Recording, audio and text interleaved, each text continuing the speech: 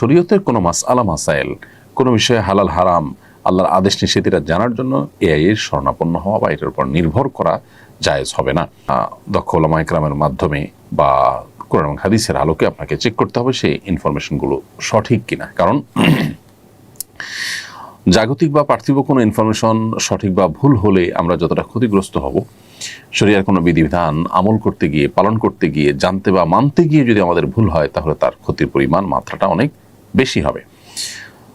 সূরা দারিমের একটি প্রসিদ্ধ হাদিস আমরা জানি, অতএব আমাদের দিন কার কাছ থেকে গ্রহণ করছো সেটা তোমরা লক্ষ্য করবে, অর্থাৎ নির্ভরযোগ্য সূত্র ছাড়া দিন গ্রহণ করা যাবে না।